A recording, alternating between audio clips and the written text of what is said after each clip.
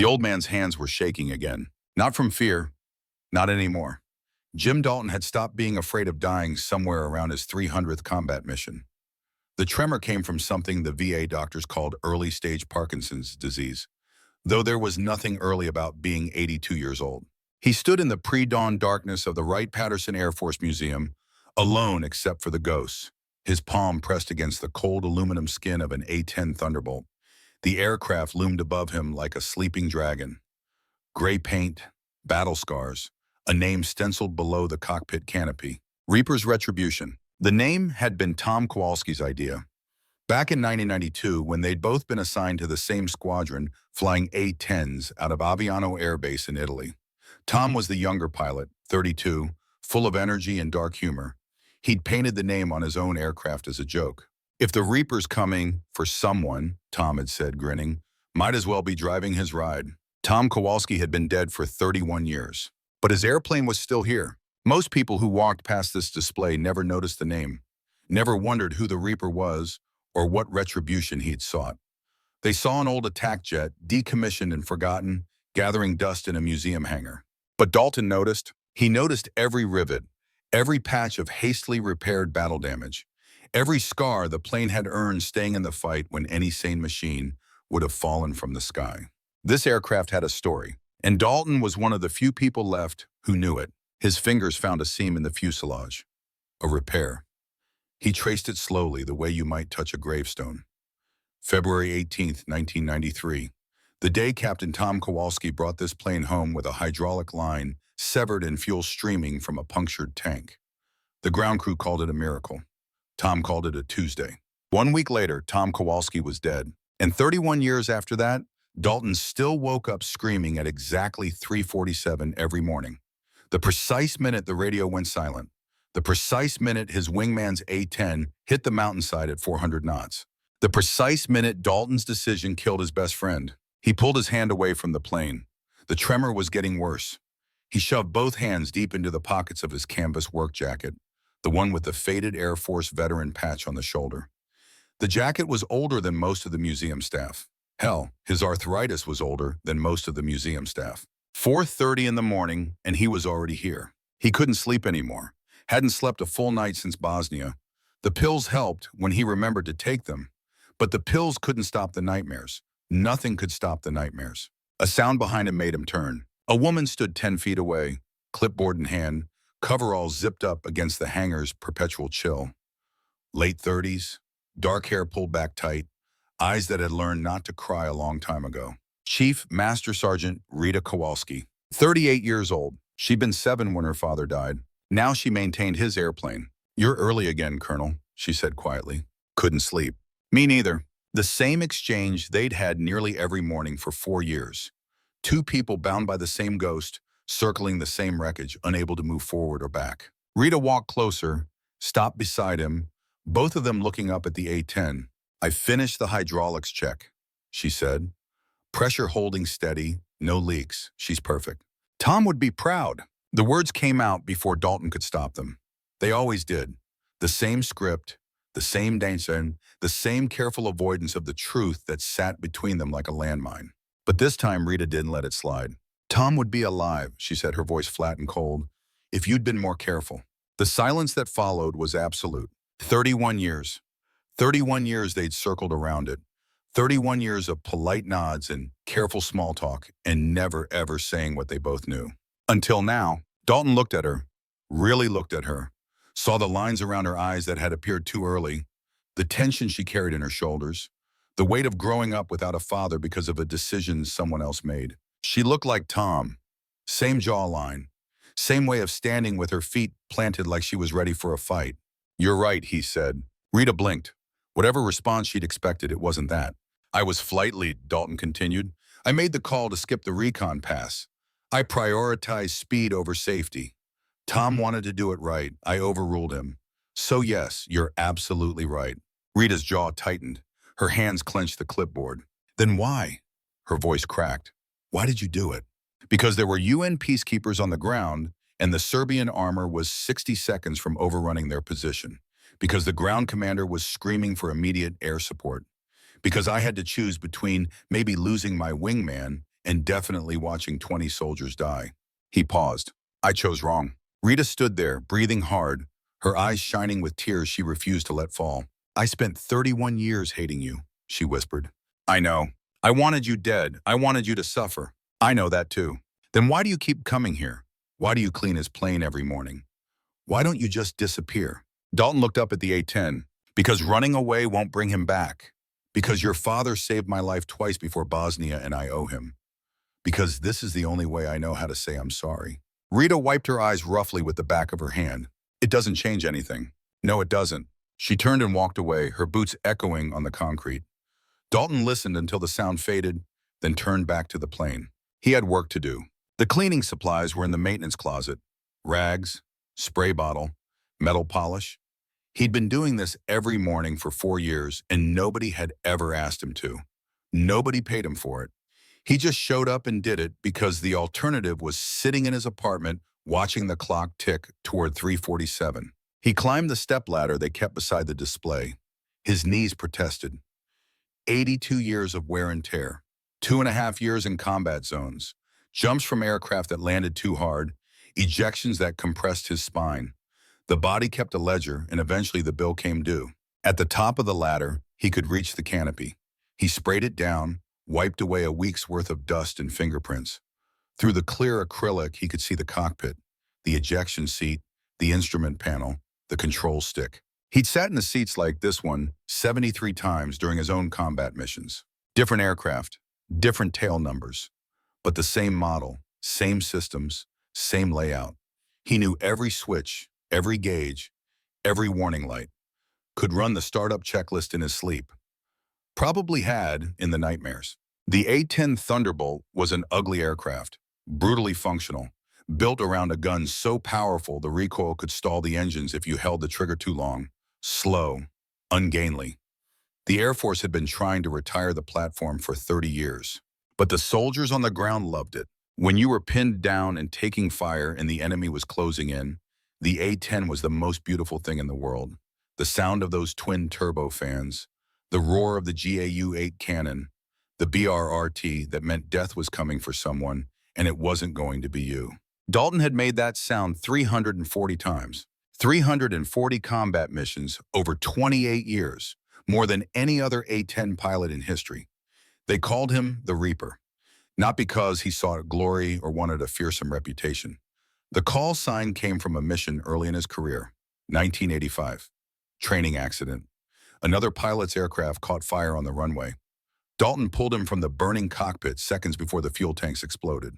The pilot he saved said, "Death was right there, but the Reaper pulled me back." The name stuck. What they didn't call him was what he actually was. A man who'd made 340 decisions about who lived and who died. A man who'd gotten most of those decisions right, and some of them catastrophically wrong. He finished cleaning the canopy, climbed down, moved to the wings, wiped down the leading edges, polished the titanium armor that protected the cockpit. The A-10 had more titanium than any other aircraft in the inventory, a bathtub of it surrounding the pilot. Protection against ground fire. But titanium couldn't protect against a shoulder-fired missile. Couldn't protect against an ejection seat that malfunctioned at the worst possible moment. Couldn't protect against the consequences of a hurried decision made under pressure. "Excuse me, are you authorized to be touching that aircraft?" The voice cut through Dalton's thoughts. Sharp, officious, young. He turned. A man in an Air Force officer's uniform stood 20 feet away. Major's oak leaves on his collar. Name tape said Hutchins, early 30s maybe, pressed and polished like he'd just stepped out of a recruiting poster. Clipboard in hand, 2 junior officers flanking him like an entourage. Dalton recognized the type. Fast tracker, Pentagon staff assignment, never seen combat but convinced he understood it better than the people who had. "I'm a volunteer," Dalton said evenly. "That's not what I asked. Do you have authorization to touch museum property? I've been cleaning this aircraft every morning for 4 years. Then you've been violating protocol for 4 years. Hutchins walked closer. Museum standard operating procedure clearly states no unauthorized contact with displays. This aircraft is worth $18 million. This specific aircraft was decommissioned in 1995, Dalton said. It's worth scrap weight. That's not the point. Then what is the point? Hutchins' expression hardened. The point is that I am the museum director, and you will follow my rules. Now step away from the aircraft. One of the junior officers, a lieutenant with Mendez on her name tape, spoke up quietly. Sir, Colonel Dalton has been volunteering here for years.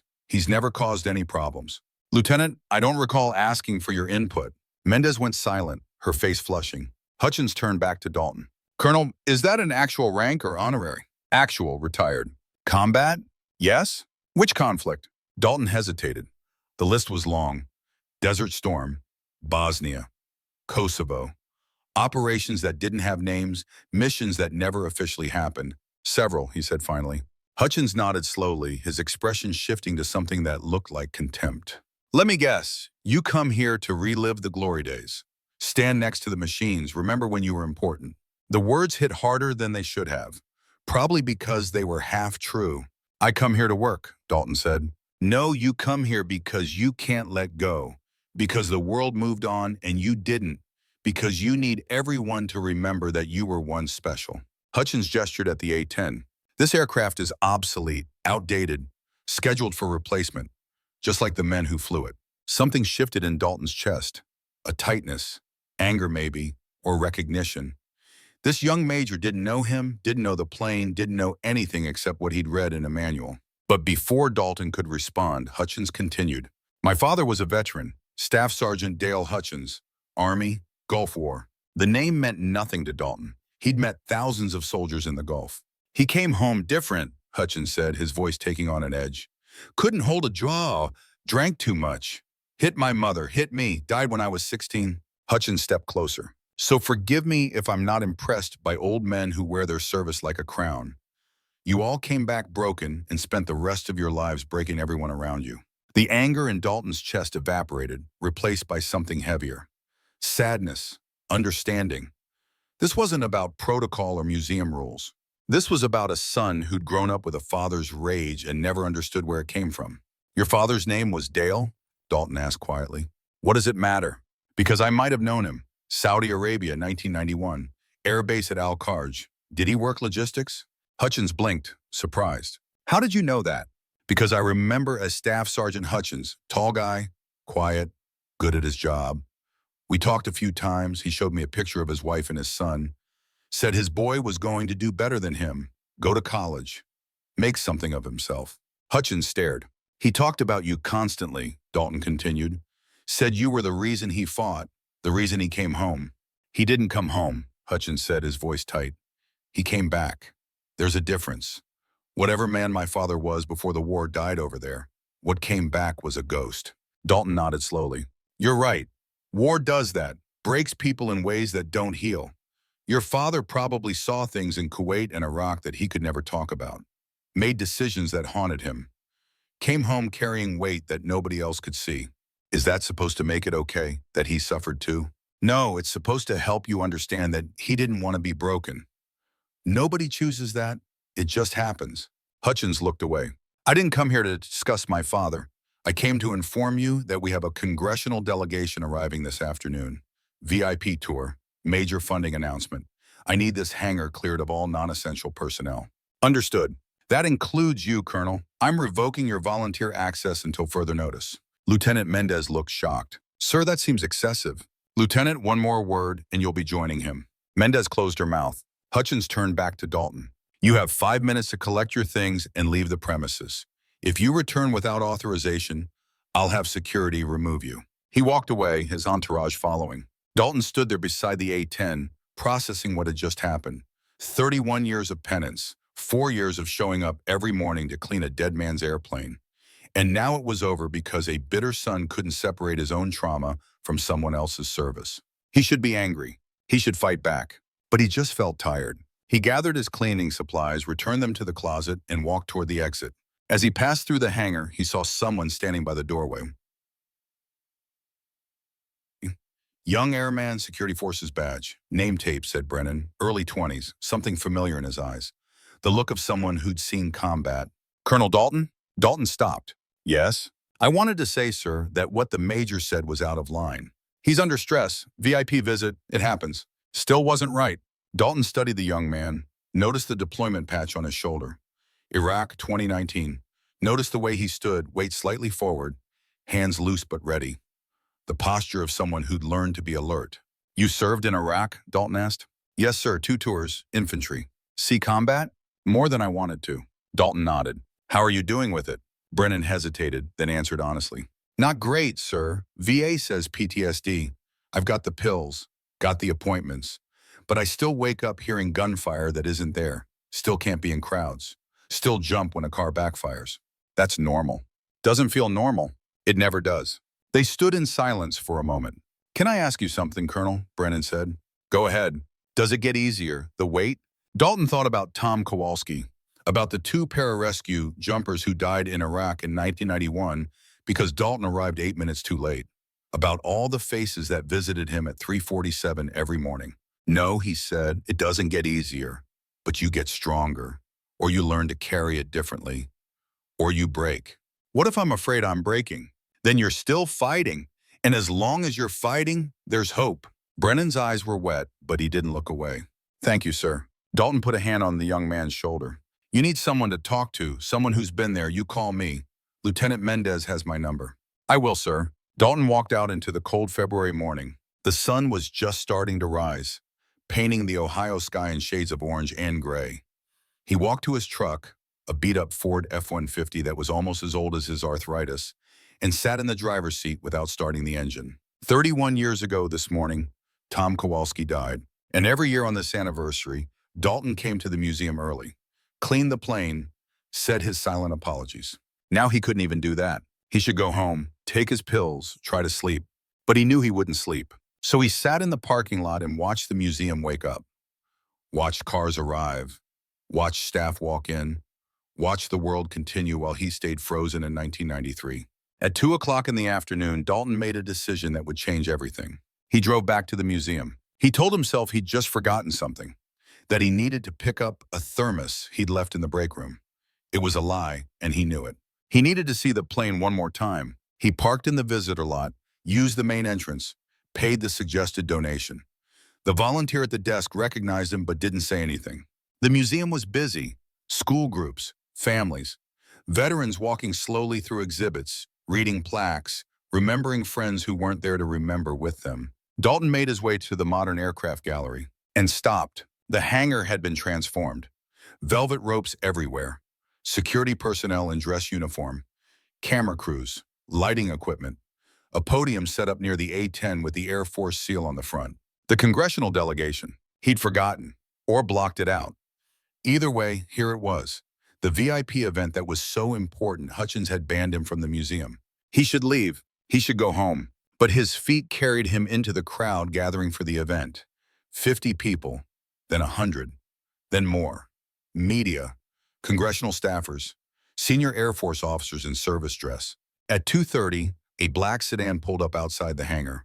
4 people climbed out. 2 senators, 2 representatives. House Armed Services Committee. Here to announce funding. Here to be photographed next to history they didn't understand. The speeches began. Thank you for your service. We honor your sacrifice. America's military is the finest in the world. Words that sounded good and meant nothing. Then Major Hutchins took the podium. He talked about the museum's mission, about preserving history, about educating future generations. His speech was polished, professional, exactly what you'd expect from a Pentagon staff officer who'd never heard a shot fired in anger. Then he said something that made Dalton's blood freeze. As part of our modernization initiative, we'll be reorganizing our exhibits to better reflect current Air Force capabilities. Some of our older aircraft, while historically significant, represent outdated technology. We'll be relocating them to our storage facility to make room for more relevant displays. He gestured at the A-10. This A-10 Thunderbolt, for example, will be moved to storage to accommodate an F-22 Raptor demonstration. The F-22 represents the cutting edge of American air power. The A-10 represents the past. Applause from the congressional delegation. They didn't understand. They didn't know that the A-10 in front of them wasn't just an old aircraft. It was Tom Kowalski's memorial. It was Rita Kowalski's last connection to her father. It was the machine that had saved thousands of lives over 40 years of service. Storage facility. That meant forgotten. That meant Tom Kowalski's sacrifice reduced to inventory in a warehouse. Dalton pushed through the crowd, not thinking, just moving. Hutchins was still speaking. Didn't see him coming until Dalton's voice cut through the microphone feedback. "Major, you can't move that plane." Every head turned. Hutchins' expression went from surprise to fury. "Security, remove this man." Two airmen started toward Dalton, but Rita Kowalski appeared from somewhere in the crowd. She stepped between them and Dalton. "Major Hutchins," she said, her voice carrying across the suddenly silent hangar, "that aircraft is on the historical registry. It cannot be moved without committee approval and family consent." "Chief Kowalski, this is not the time or place." "Then when? When you have already boxed it up and shipped it away?" One of the senators, an older man with silver hair, stepped forward. "Major, perhaps this discussion should be tabled until we can review the proposal properly." Hutchins looked trapped. His perfect event was falling apart. Media was recording everything. The optics were terrible. And it was Dalton's fault. An 82-year-old janitor who couldn't let go. Hutchins made a choice, the wrong choice. He pointed at Dalton. This is your doing. You've been the problem from day one. You can't accept that your time is over, that the world has moved on." He walked right up to Dalton, close enough that his next words were almost a whisper. "You know what I'm sick of? Veterans like you acting like the world owes you something. You chose to go to war. You chose to kill people, and now you want everyone to worship you for it." Then louder for the crowd. "My father was a veteran. Staff Sergeant Dale Hutchins. Gulf War. You want to know what he gave me? Nightmares, bruises, a childhood spent walking on eggshells around a man who drank himself into oblivion every night." His voice cracked. "He died when I was 16. And you know what his last words to me were? Nothing. He was too drunk to speak." The confession hung in the air. Raw, painful, true. Hutchins' hands were shaking now. "So forgive me if I don't want to preserve every piece of military hardware like it's sacred. Forgive me if I think we should move on. Forgive me if I believe that sometimes the past should stay buried." The crowd was silent. Even the media had stopped recording, sensing they'd crossed from news into something private and painful. Dalton stood there, understanding. This wasn't about the A-10. This was about a son who'd never gotten to say goodbye to his father, who'd never understood why a good man came back broken, who'd spent his whole life angry at something he couldn't fight. But before Dalton could respond, Hutchins pointed at the aircraft. "You want to defend this old machine so badly? Fine, prove it's worth keeping." He gestured toward the cockpit access ladder. "Get in, start it up. Show everyone here that the A-10 is more than a monument. Show me it's worth the space it's taking up." Someone in the crowd gasped. Everyone knew the plane was decommissioned. Engines drained, systems disconnected. It was a static display, a memorial. It couldn't run any more than a car on blocks could drive. Hutchins was making a point, proving that nostalgia couldn't make dead things live again. Rita grabbed Dalton's arm. "Colonel, don't. He's baiting you." But Dalton was already moving. Not because he wanted to prove Hutchins wrong, not because he thought the plane would actually start, but because for 31 years he'd avoided this moment. Avoided climbing into Tom Kowalski's cockpit. Avoided sitting in the seat where his best friend died. Avoided the final confession he'd never had the courage to make. Maybe it was time. The crowd parted as he walked to the ladder. His hands found the rungs. Cold aluminum. Familiar. He climbed. One step. His knees screamed. Arthritis. 2 steps. His hands shook. Parkinson's. 3 steps. 4. 5. Higher. Someone whispered. "Is he actually going to do it?" At the top, Dalton swung his leg over the cockpit rail, lowered himself into the ejection seat, the seat Tom Kowalski had died in. The seat where the ejection handle had been pulled twice and failed twice and cost a good man his life. Dalton settled into it. The seat molded to him, familiar despite 30 years. His body remembered. The muscle memory was still there. His hands moved automatically. 5-point harness, pull tight, lock. Then his fingers found the instrument panel. All the switches dark, all the gauges dead. This aircraft had no power, no fuel, no life. But his hands knew where everything was anyway. Battery master switch, right side panel. Environmental controls, left side. Engine start panel, center console. His hands moved through the checklist. Automatic. 10,000 repetitions burned into neural pathways that age and disease couldn't erase. And as his hands moved, the memories came. Not Bosnia this time. Iraq, 1991. His first combat mission. He'd been 41 years old, transitioning from F-16s, convinced the A-10 would be boring. Then he'd heard the radio call. Troops in contact.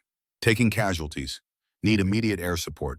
And he'd understood. This wasn't about flying fast or looking cool. This was about bringing people home. He'd rolled in, brought the GAU-8 to bear, watched the enemy positions disintegrate in clouds of dust and fire, watched 12 soldiers stand up from cover and wave. 12 soldiers who got to call their families that night. That was the moment he'd understood what the A-10 really was. Not a weapon, a promise. The promise that no matter how bad it got, no matter how desperate the situation, someone was coming. Someone would risk everything to bring you home. He kept that promise 340 times and broken it twice. His hands stopped moving, resting now on the control stick. The same stick Tom Kowalski had gripped, trying to control an aircraft that wouldn't respond, trying to survive the unsurvivable. Dalton closed his eyes and felt it. The weight of every mission, every decision, every life saved, and every life lost. 31 years of carrying it alone. Below him, in the crowd, Dr. Sarah Vance pushed forward. She was the VA psychologist assigned to the congressional event, here to talk about veteran mental health initiatives. She'd been watching Dalton since he climbed the ladder. She recognized the signs. "He's having a PTSD episode," she said urgently to the nearest security officer. "You need to get him down. Now." But Hutchins held up his hand. "No, let him finish." Rita whirled on him. "He's suffering. This isn't a performance." Then maybe he shouldn't have climbed up there. In the cockpit, Dalton's breathing was rapid, shallow, his vision blurring. He wasn't in the museum anymore. He was over Bosnia, February 1993, watching Tom's aircraft tumble from the sky. Listening to that last transmission, "Jim, tell Rita the words Tom never finished. The message Dalton never got to deliver. His hand moved without conscious thought, found the battery master switch, flipped it on. And the impossible happened. The instrument panel came to life, needles quivering, gauges glowing, warning lights flickering amber and red, the entire cockpit humming with power that shouldn't exist. Below in the crowd, someone gasped. "The instruments, they're powered." Rita Kowalski's face went white. She knew what this meant. She'd done this. Hutchins stared, his conviction shaking. "That's impossible. This aircraft was fully decommissioned in 1995. But the evidence was right in front of him. The A-10 was alive." Dalton opened his eyes, looked down at the glowing instruments. His hands steady now for the first time in years. He saw Rita in the crowd, saw her expression. Guilt, fear, love. He understood. She kept it alive, secretly, against every regulation. She'd maintained this aircraft for years, kept it ready, kept her father's plane breathing. Why? Because she couldn't let go either. Because she was just like him, carrying weight no one else could see. His hand moved to the auxiliary power unit switch, APU, the small turbine that powered electrical systems before the main engine started. He shouldn't do this. He knew he shouldn't, but his thumb pressed down anyway. The APU spooled up, a high-pitched whine that grew into a roar, the sound unmistakable to anyone who'd ever worked around military aircraft. The crowd stepped back. Hutchins moved forward. Shut it down right now." But Dalton's hand was already on the engine start panel. Left engine. Number 1. The memories were screaming at him now. Tom's voice, Randy Morrison's voice, Chris Yang's voice, all the men who died while Dalton lived. All the ghosts demanding answers. Why them and not you? Why did you survive when better men didn't? What gives you the right to keep breathing? His thumb found the start button. Pressed down, the left engine began to turn, slowly at first. The turbine blades rotating, the igniters clicking, fuel flowing. Then ignition. The engine caught, roared to life. The sound was primal, visceral. The sound of controlled violence, the sound of a machine built for one purpose, to bring people home, or die trying. The entire hangar shook. People covered their ears. The congressman stumbled backward. The media was filming everything, and Dalton's hand moved to the right engine start. Rita was running now, pushing through the crowd, trying to reach the ladder. "Colonel Dalton, stop, please!" But the right engine was already spooling up, catching, roaring. Both engines running now. The sound overwhelming, deafening, beautiful and terrible. The sound that had defined Dalton's life for 30 years. The sound that meant someone was going home. He sat there in the cockpit, hands on the controls, the vibration of the engines running through the airframe, through his body, through his soul. And for just one moment, he wasn't 82. He wasn't broken. He was Captain Jim Dalton again. Call sign, Reaper. The man who made the hard calls. The man who carried the weight. The man who brought people home. Tom Kowalski's voice in his memory.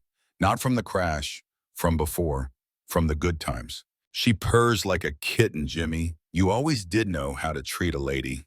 Dalton smiled, just for a second. Then reality crashed back. He began the shutdown sequence. Fuel cut off, engines winding down, the roar fading to a whine, then silence. Just the click of cooling metal and 200 people holding their breath. Dalton sat there, strapped in, not ready to face what came next. Then a voice from below, not Hutchins, not Rita, different, older, carrying absolute authority. Colonel Dalton, I believe we need to have a conversation. Dalton looked down, saw a man in a general's uniform. 4 stars on his shoulders, silver hair, weathered face. General Richard Caldwell, commander of Air Combat Command. The most powerful man in the Air Force fighter community. Standing in the museum, looking up at Dalton with an expression that mixed shock and something else. Recognition. Colonel, the general said quietly, that was either the bravest or the stupidest thing I've seen in 40 years of service. He paused. I haven't decided which yet. Dalton climbed down the ladder slowly. Each rung a deliberate choice. Each step a chance to turn back. But there was nowhere to turn back to anymore. He just started the engines of a decommissioned aircraft in front of 200 witnesses, 4 members of Congress, and a 4-star general. His feet hit the concrete. The crowd had formed a loose semicircle around the A-10. Nobody speaking, just staring. The kind of silence that follows something impossible. General Richard Caldwell stood 10 feet away, 60 years old, 4 decades of service etched into the lines of his face. The kind of officer who'd earned his stars in cockpits, not conference rooms. He was studying Dalton with an expression that was hard to read. Not anger, not quite. Something closer to recognition. Colonel Dalton, Caldwell said quietly. Jim Dalton, call sign Reaper. It wasn't a question. Dalton straightened, despite the arthritis screaming in his back. Old habits. You stood at attention for a 4-star, even if your spine felt like broken glass. Yes, sir. I thought you were dead. Not yet, sir. I read your file years ago when I was a captain flying F-16s out of Aviano. You were already a legend then. 340 combat missions. More confirmed kills than any A-10 pilot in history. Caldwell paused. They said you disappeared after Bosnia. Retired, vanished. Nobody knew what happened to you. I'm standing right here, sir. No. Caldwell shook his head. You're hiding. There's a difference. The words landed like a punch. Before Dalton could respond, Major Hutchins stepped forward. His face was pale, his earlier confidence completely gone. General Caldwell, sir, I can explain. This man violated museum protocol. He accessed restricted property without authorization. Caldwell held up one hand. Hutchins went silent. The general walked closer to Dalton, close enough that his next words were for Dalton alone. Bosnia, February 1993. You lost your wingman, Captain Tom Kowalski. Yes, sir. But that's not the whole story, is it? Dalton's jaw tightened. No, sir. Because 3 weeks after Kowalski died, you flew one of the most dangerous CAS missions in modern history. Operation Devil's Anvil, March 1990, 12 Green Berets surrounded by Serbian forces. You went in alone, no backup, 7 gun runs, brought the plane home with 18 bullet holes. Caldwell's voice dropped even lower. And you saved every single one of them because you'd learned from losing Tom. You'd learned to be more careful, more deliberate, to never rush a strike no matter how urgent the radio calls were. Hearing it said out loud after 31 years felt like touching a live wire. Yes, sir. I know, Caldwell said, because I was one of those 12 soldiers. Dalton blinked. Sir? March 15th, 1993. I wasn't a general then. I was a captain, special operations liaison, on the ground with an ODA team. We were gathering intelligence when we got compromised. Serbian militia, hundreds of them. We were dead. Command had already written us off. Caldwell's eyes were distant now, seeing something 3 decades old. Then we heard it. That sound, the BRRT, an A-10 making gun runs so low I could see the pilot's helmet. You kept them off us for 90 minutes, long enough for extract. He focused on Dalton again. I never knew who flew that mission. The operation was classified. The pilot's name was redacted in all the reports. But I knew the call sign, Reaper 1. The crowd was listening now. Even the congressmen had stopped checking their phones. So yes, Colonel Dalton, Caldwell said, loud enough for everyone to hear. I know exactly who you are, and I know what you've done. Tom Kowalski's death taught you lessons that saved my life 3 weeks later. He turned to face the crowd. This man is not a janitor. He's not a volunteer. He's one of the most decorated combat pilots in Air Force history, and if he says this aircraft matters, then it matters.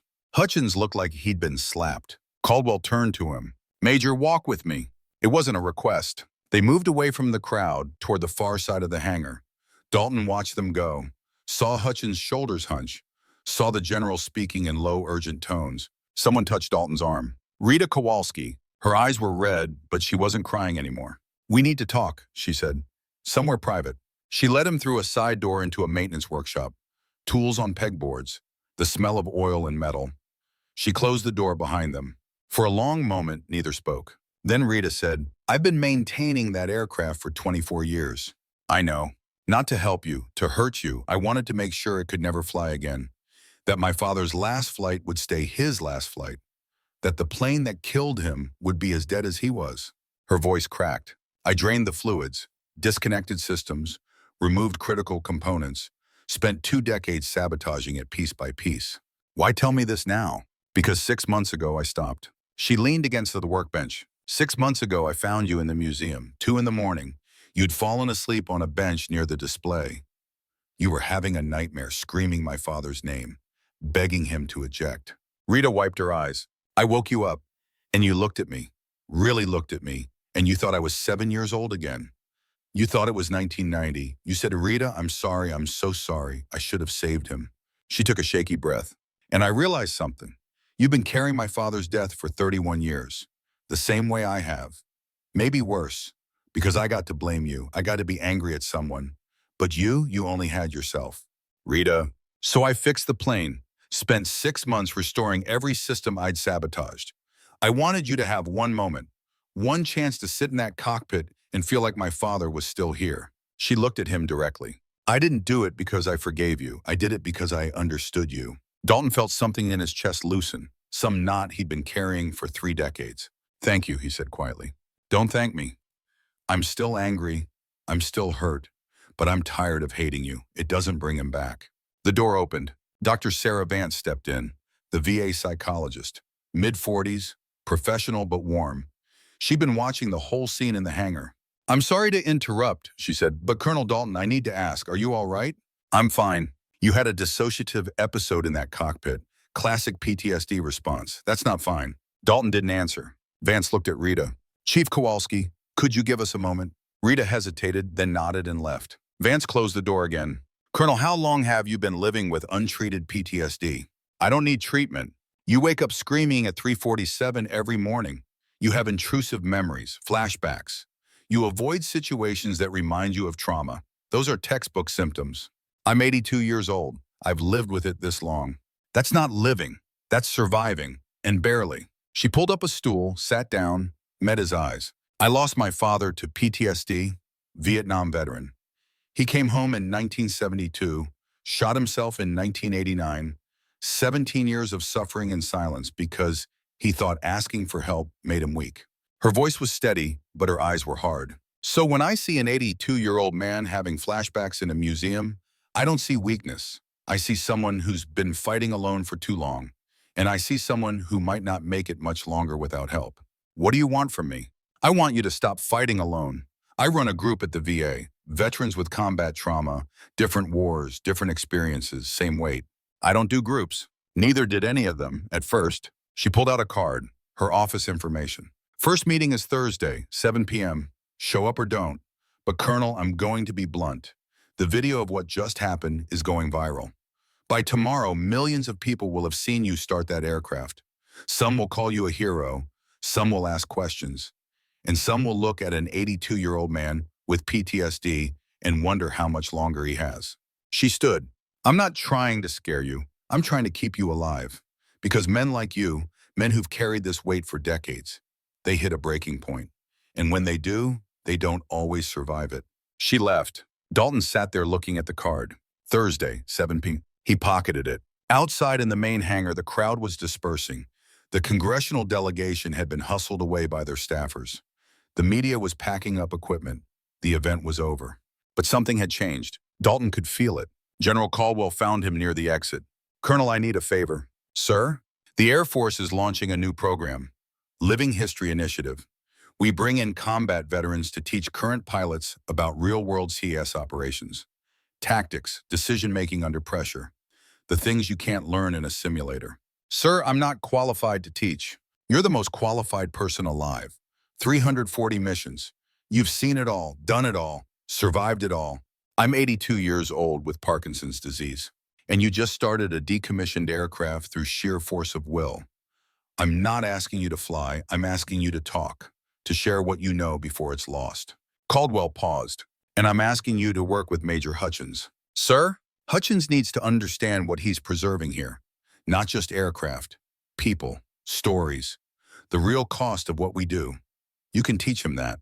Dalton looked across the hangar, saw Hutchins standing alone near the podium, looking lost. I'll think about it, sir. I need an answer by Monday, and Colonel, it's not a request. Caldwell walked away, leaving Dalton standing in the emptying hangar, wondering how his life had gone from cleaning airplanes in the dark to teaching combat tactics to a generation that had never heard of the Cold War. He walked toward his truck, found Airman Brennan waiting by the door. Sir, that was the most incredible thing I've ever seen. It was reckless. It was necessary. People needed to see it. Brennan stepped closer, lowered his voice. Sir, I need to tell you something about Major Hutchins. His father didn't die the way the Major said. Dalton waited. The official record says natural causes, but I have a friend in personnel. The real file says suicide. Staff Sergeant Hutchins shot himself. The family requested it be kept quiet. Brennan looked uncomfortable. I thought you should know, because Major Hutchins is carrying weight too. Different weight, but weight. He handed Dalton a piece of paper with a phone number. That's my cell. You need anything, you call. And sir, Dr. Vance's group. I'm in it, has been for 6 months. If you come Thursday, I'll be there. He walked away. Dalton got in his truck, started the engine on the second try, sat there while it warmed up. His phone buzzed. Unknown number. He almost didn't answer, but something made him.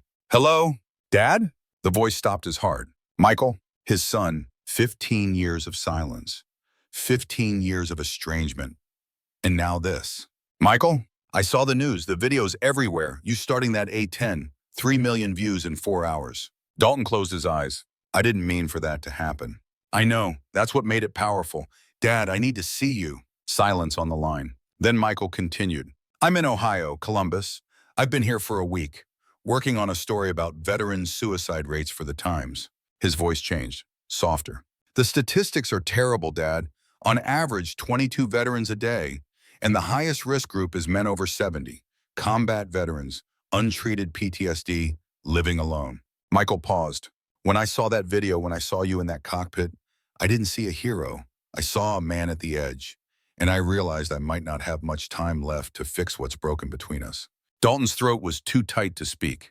I'm not calling to fight, Michael said. I'm calling because I don't want you to become another statistic. I don't want to write your obituary. I want to know you before it's too late. Michael, can we meet? Tomorrow. There's a coffee shop near the base, Riverside Cafe, 11 a.m. I'll be there. Okay. Michael's voice cracked slightly. Dad, I need you to promise me something. Promise me you'll be there tomorrow. Promise me that you're not thinking about, I'm not going to hurt myself, Michael. Promise me. I promise. Okay, see you tomorrow. The line went dead. Dalton sat in his truck, hands shaking worse than ever, and cried. Not from sadness, from something he'd almost forgotten how to feel. Hope. That night, Dalton didn't sleep, not because of nightmares, he had those too, but because his mind wouldn't stop racing. The general's offer, the therapy group, Michael's call, Rita's confession. Everything was changing. At 3:47, he woke up screaming as usual. Tom Kowalski's last transmission echoing in his ears. But this time something was different. This time he got up, made coffee, sat at his kitchen table, and started writing. Not a journal, not therapy. A mission report. February 25th, 1993, Bosnia, the day Tom Kowalski died. He wrote down everything. The ground commander's urgent request, Tom's suggestion to do a recon pass, his own decision to overrule it, the missile launch, the failed ejection, the crash. He wrote it clinically, factually, the way he'd written hundreds of after-action reports during his career. But then he added something new, a section labeled What I Learned. Lesson 1, speed kills, not just the enemy. Your own people too. Lesson 2, trust your wingman's instincts. They're seeing things you might miss. Lesson 3, intelligence is never perfect. Verify before you commit. Lesson 4, every decision has consequences. Live with them or die trying. He saved the file, titled it Tom Kowalski, February 25th, 1990. Then he started another one. March 15th, 1993, Operation Devil's Anvil. He wrote about the 12 soldiers, about using every lesson Tom's death had taught him, about the 7 gun runs, about bringing everyone home. He wrote, "This mission succeeded because the previous one failed. Tom's death taught me to be better. That doesn't make his death worth it, but it gives it meaning." When the sun came up, he documented 8 missions, the failures and the successes, the weight and the purpose. At 10:30, he showered, dressed, drove to the Riverside Cafe, got there 20 minutes early, ordered coffee he didn't drink, sat by the window watching cars pass. At 11:05, Michael walked in, 48 years old, gray in his dark hair, wire-rimmed glasses, tired eyes. He looked like his mother. They saw each other. Neither moved for a long moment. Then Michael walked over, sat down across from Dalton. "Hi, Dad." "Hi, son." They looked at each other, 2 strangers connected by blood and history and a chasm neither knew how to cross. Michael spoke first. "Thank you for coming, for being here, for being alive. I gave you my word." "I know, but words are easier than showing up." Michael pulled out a notebook. "I've been working on this story for 6 months. Veteran suicide. I've interviewed 40 families, widows, children, parents who buried their kids." He opened the notebook. Every single one of them said the same thing. They said their veteran couldn't talk about the war, couldn't share the weight, kept it locked inside until it killed them. Michael leaned forward, and every family said they would have listened, would have helped, would have carried it with them if they'd just been asked. But they weren't asked, because the veteran thought he was protecting them by suffering alone. "Michael, I'm not finished. I also learned that combat veterans have a suicide rate 4 times higher than civilians. And the risk increases with age, with isolation, with untreated PTSD. His eyes were wet now. "You check every box, Dad, every single risk factor. And when I saw that video, when I saw you in that cockpit having a flashback, I realized I might be writing about you next. I'm not going to kill myself. How do I know that? How do I know you won't wake up one morning and decide the weight is too much? Because I promised you I wouldn't." "Is that enough?" Dalton thought about it, really thought about it. "No," he said finally. "A promise isn't enough, but I'm taking steps. There's a therapy group, VA hospital. I'm going Thursday." Michael's expression shifted, relief, hope. "Really? Really? Can I come with you? It's for veterans."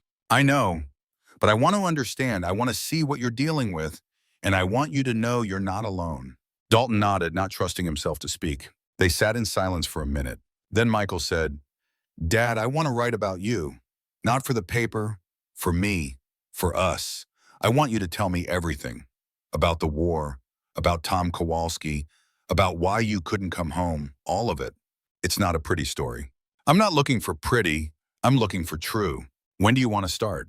"Now, today. We have 30 years to catch up on." So they talked for 3 hours in that coffee shop about Sarah, about Michael's childhood, about the deployments and the nightmares and the slow erosion of a family.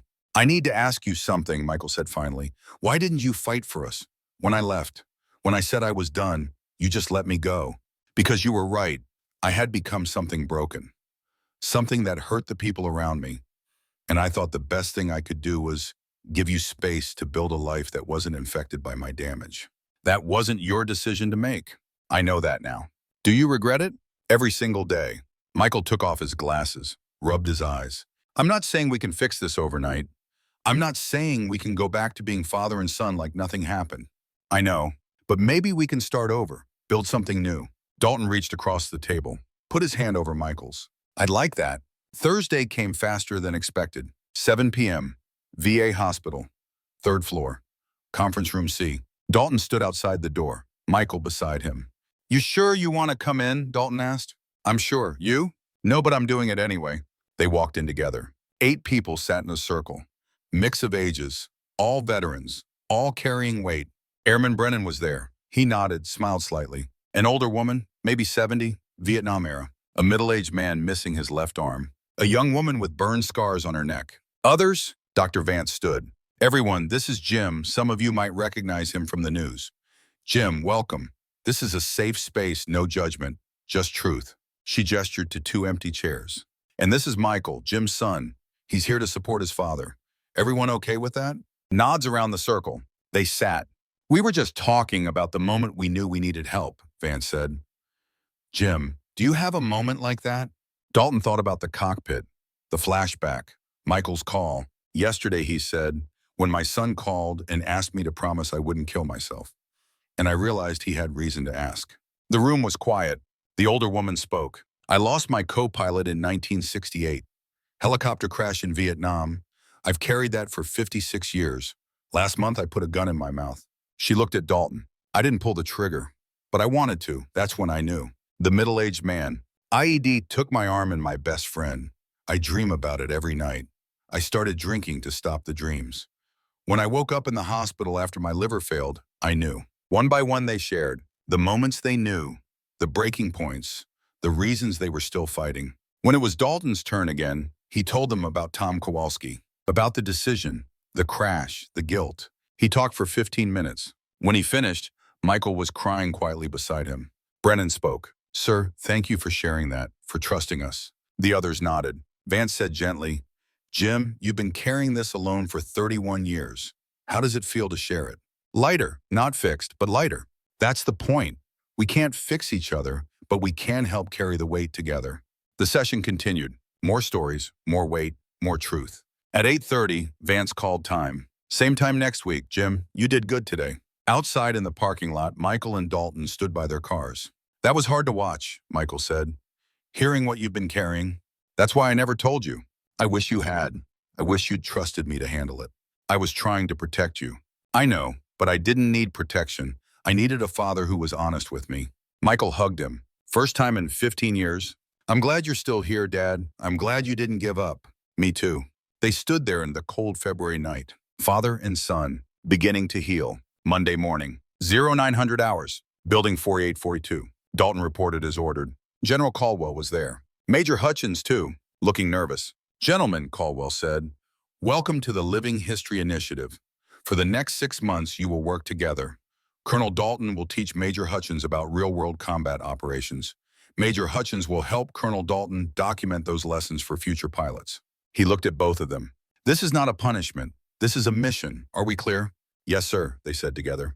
Good. Your first assignment is to create a comprehensive oral history of Colonel Dalton's combat experience. Major Hutchins will conduct the interviews. Colonel Dalton will be honest, completely honest, about successes and failures. Caldwell stood. The goal is not to glorify war, it's to understand it, so the next generation makes better decisions. He walked to the door, paused. And gentlemen, Chief Rita Kowalski will be your technical advisor. She knows that aircraft better than anyone alive. Use her expertise. And Dr. Vance will be monitoring Colonel Dalton's mental health throughout this process. This is intensive work. We're not going to break him doing it. He left. Dalton and Hutchins looked at each other. I need to apologize, Hutchins said quietly, for what I said about veterans, about you. I know about your father, about what really happened. Hutchins went pale. How? It doesn't matter. What matters is you've been carrying that weight alone, just like I've been carrying mine. Dalton stood, extended his hand. The general said, this is a mission, so let's complete it, together. Hutchins shook his hand. I don't know anything about combat, and I don't know anything about teaching, so we'll figure it out. And they did. Over the next 6 months, they built something neither expected. Not just an oral history, but understanding and the beginning of healing for both of them. 6 months changed everything. Not overnight, not in some Hollywood transformation where pain dissolved into easy answers. Real change came slowly, like physical therapy after surgery. Each day slightly better, each day slightly harder. Progress measured in inches, not miles. But forward nonetheless. Dalton met with Hutchins 3 times a week, Tuesday and Thursday mornings in the museum conference room, Saturday afternoons in Hutchins' office. The general had given them a mission, and neither man knew how to fail a mission. The first session was brutal. Hutchins set up a recording device, standard digital recorder. Tell me about your first combat mission, he said. Dalton stared at the recorder. Why does this need to be recorded? Because the general wants an oral history, something we can use to train future pilots. Your words, your experience. Unfiltered. Most of my experience is classified. Was classified. General Caldwell got everything declassified. Iraq, Bosnia, Kosovo, all of it. You're authorized to discuss any mission you flew. Dalton picked up the recorder. The tremor made it shake in his hands. I don't know where to start. Start with the first time you killed someone. The bluntness cut through the room. Dalton set the recorder down, pressed record, and talked. January 19th, 1991, third day of Desert Storm. I was flying F-16s then, air-to-air patrol over western Iraq. My radar picked up a contact, MiG-29, Iraqi pilot trying to flee to Iran. His voice was steady, clinical. I locked him up. Fox 2, Sidewinder missile. He tried to evade, deployed chaff, but the missile tracked true. Impact. His aircraft disintegrated. I watched the pieces fall. Pause. I never saw a shoot, never knew if he ejected, never knew his name or if he had a family. But I killed him at 08:47 hours over the desert because that was the mission. Hutchins didn't interrupt, just listened. Afterwards, back at base, everyone congratulated me. First kill. They painted a little Iraqi flag on my aircraft. Everyone was excited. Dalton's hands clenched. I went to my quarters and threw up. Spent an hour in the latrine. Couldn't stop shaking. Not from fear, from the realization that I just erased someone from existence. Did it get easier? No, it got different, and you learn to compartmentalize, to not think about the person, just the target. Is that healthy? No, but it's necessary because if you can't pull the trigger, your people die. They talked for 3 hours that first session. By the end, both men were exhausted. Hutchins turned off the device. Thank you for being honest. Does knowing this help? I don't know yet, but it feels important. The sessions continued, week after week, mission after mission. Dalton talked and Hutchins listened, and slowly the oral history grew. Iraq and Bosnia and Kosovo. The black operations, the lives saved, the lives lost, the decisions that worked and the catastrophic ones that didn't. He talked about Tom Kowalski, and as he talked, the weight shifted. Still there, always there, but shared now. Witnessed. No longer his alone. Hutchins changed too. The anger faded, understanding took its place. His questions became sharper, more probing. Not just what happened, but why. Rita Kowalski joined them for the technical sessions. She brought maintenance logs from her father's aircraft. Damage reports, repair records. Each document a piece of the story. February 18th, 1993, she said, spreading a form on the table. 1 week before he died. Hydraulic line severed, loss of primary flight controls. Dad brought the plane home on backup systems. She pointed to a note in the margin, Tom's handwriting. Bird's a fighter, just like her pilot. Dalton stared at the words. He loved that plane, Rita said softly. It tried to save him, Dalton said, but the ejection seat failed. Rita met his eyes. I read the investigation report. Electrical malfunction, corrosion, nothing you could have prevented. But you could have given him time to do recon. Yes, and maybe he would have seen the SAM site, and maybe he wouldn't have. We don't know. We only know what happened. Does that make it easier? No, but it makes it true. Michael came to the museum every Saturday. Father and son, slowly bridging 15 years of silence. Tell me about Mom, Michael said during one session. So Dalton did. About meeting Sarah. About falling in love. About the good years before the war changed him. When did it change? Michael asked. Desert Storm. I came home different. Couldn't sleep. Couldn't talk about it. She tried to help. I pushed her away. Why? Because I thought suffering alone protected her. I was wrong. Michael made notes. And after Bosnia, I stopped being your father. Stopped being her husband. Present physically. Gone mentally. She loved you anyway. I know. That made it worse. They talked for hours. About Sarah. About Michael's childhood. About the fractures that became chasms. Why didn't you fight for us? Michael asked. When I left, you just accepted what? Because you were right. I had become something broken. I thought distance was the kindest thing I could give you. That wasn't your choice to make. I know that now. Michael's article grew. 5,000 words became 10,000, became 20,000. This isn't an article anymore, he said. It's a book. Will anyone read it? I think everyone will, because it's not just your story, it's every veteran's story. The therapy group became Dalton's anchor. Every Thursday, 7 p.m., the same 8 people. They talked about triggers and nightmares and the impossibility of explaining war to people who'd never seen it. Airman Brennan shared about Iraq. A 14-year-old with an AK-47. Legal shoot, haunted anyway. The Vietnam pilot talked about Agent Orange, about watching friends die of cancer decades after the war. The IED survivor talked about phantom pain, about the arm he'd lost mattering less than the friend who died. Each story different, each story the same. Dalton shared more each week, about Michael, about the work with Hutchins, about learning that healing wasn't forgetting. It was integrating. making the past part of the present instead of letting it consume everything. I spent 31 years trying to bury 1990, he said one session. But it's part of me. Tom's death, all of it.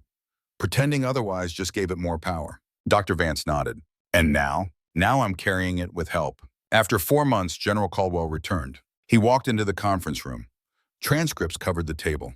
Hundreds of pages. Show me what you've built. Hutchins pulled up files on his laptop. We've documented 47 combat missions. Each includes tactical analysis, decision-making, and outcome. Successes and failures. Caldwell scanned the screen. This is exactly what we need. He looked at Dalton. How are you doing? Better than I've been in 30 years, sir. Good, because I have another assignment. He sat. September. Combat Aviation Symposium. We're bringing in historians, active pilots, defense contractors. Big event. Sir, I'm not qualified to speak publicly. You're the most qualified, and I'm not asking for a speech. I'm asking for a conversation. With who? With the 12 soldiers you saved. March 93, Operation Devil's Anvil. We found them, all 12. They want to meet you. Dalton felt gut-punched. Sir? They've been looking for you for 31 years, Jim. They call themselves the Reaper's Dozen. Meet every year. Toast the pilot who saved them, the pilot whose name they never knew. Caldwell showed a photo. 12 men, older now, standing together. Airman Brennan found them. One's his uncle. They want to thank you. I was doing my job. They know. They also know you saved their lives. That matters.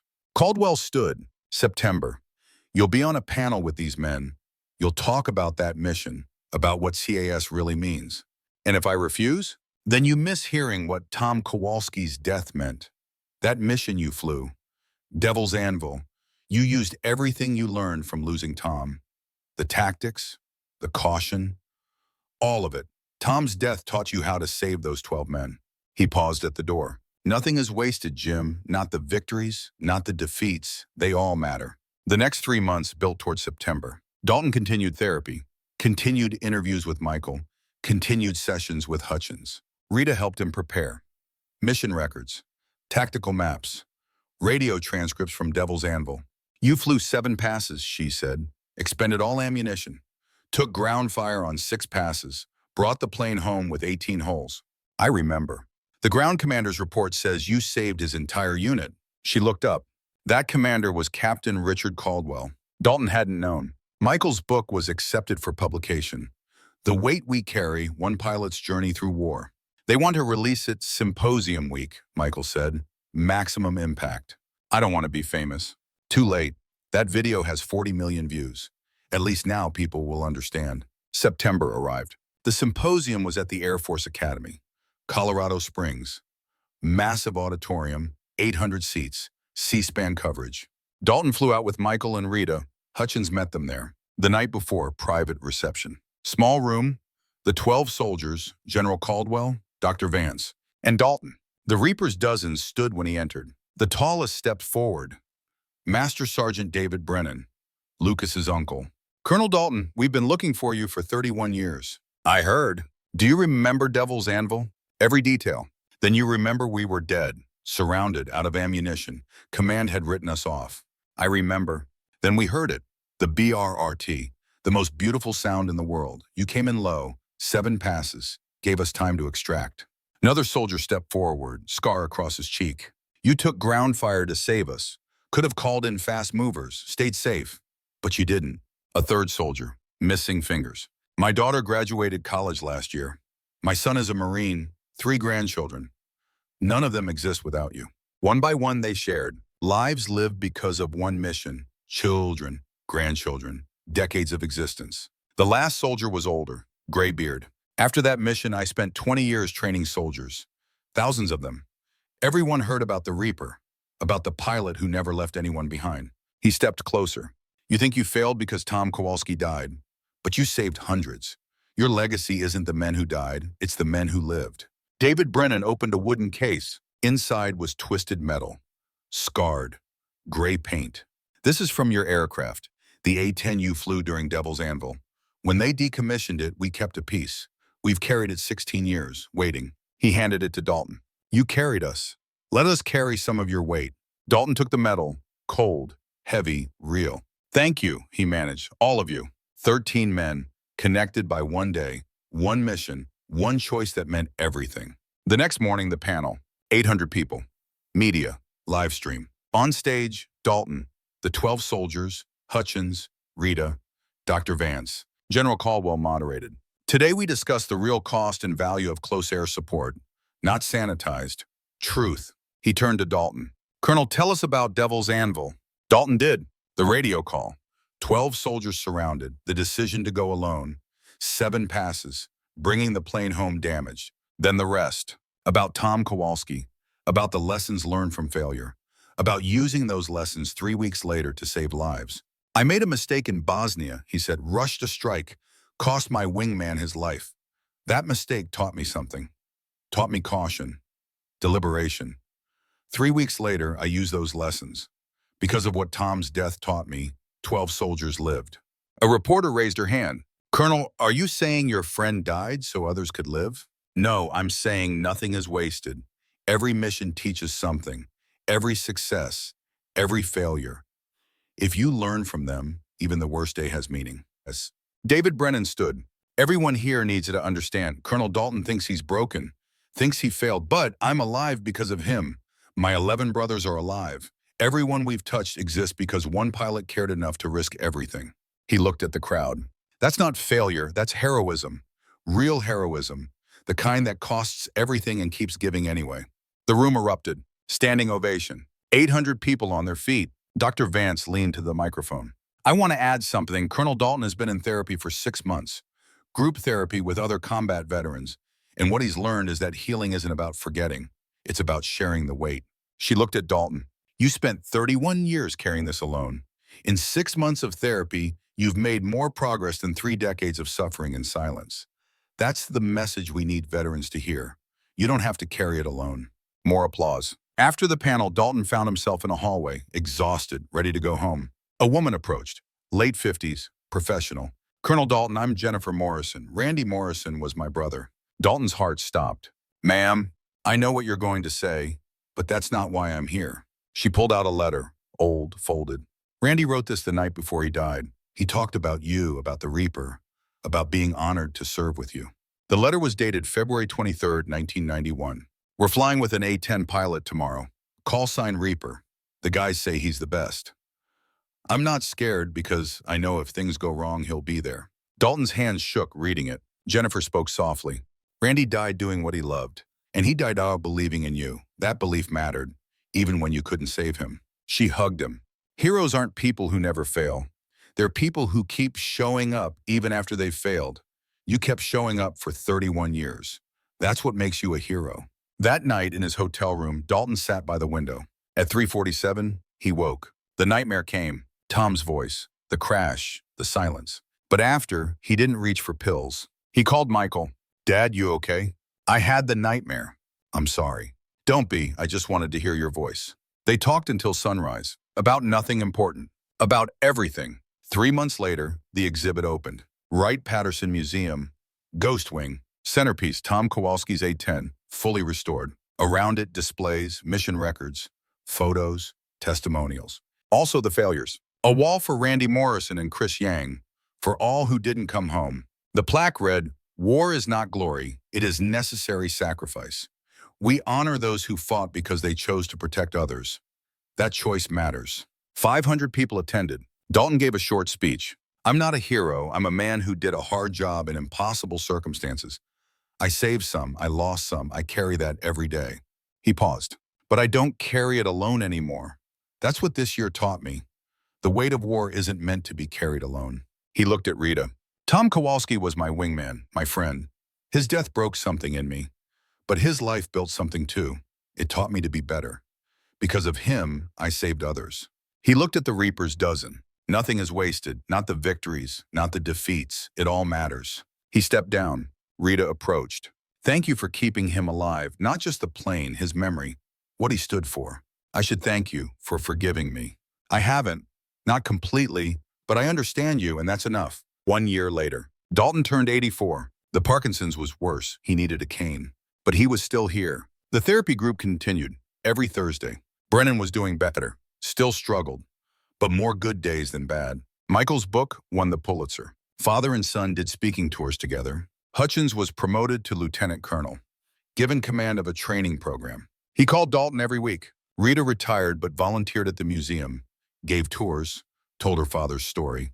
General Caldwell retired. He and Dalton stayed in touch. The Reaper's Dozen held their reunion at the museum every year. 13 men, one mission, one bond. On a December morning, Dalton went to the museum alone, early, before anyone else. He stood before Tom's A-10, placed his hand on the fuselage. Hey, Tom, 32 years now. I never forgot.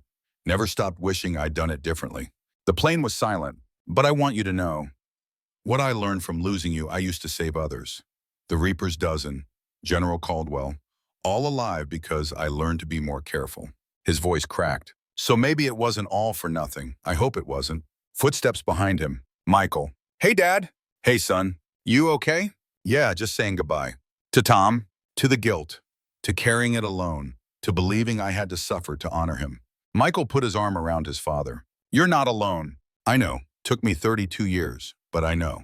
They stood together, father and son, in front of a machine that represented loss and salvation.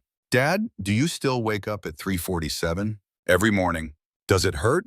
Every time. Then how do you keep going? Dalton looked at his son, at the A-10, at the museum filling with morning light, because the weight proves it mattered, that they mattered, Tom and Randy and Chris and all the others. As long as it hurts, I haven't forgotten them. He smiled. And because I'm not carrying it alone, you're here, Rita's here, the Reaper's Dozen, the therapy group, all of you helping, making it bearable. That's what family does. Yeah, that's what family does. They walked out together, into the morning, into whatever came next. Not healed, not whole, but surviving. And surviving was enough. As long as you didn't do it alone, as long as you kept showing up, as long as you remembered that the weight you carried wasn't punishment. It was proof.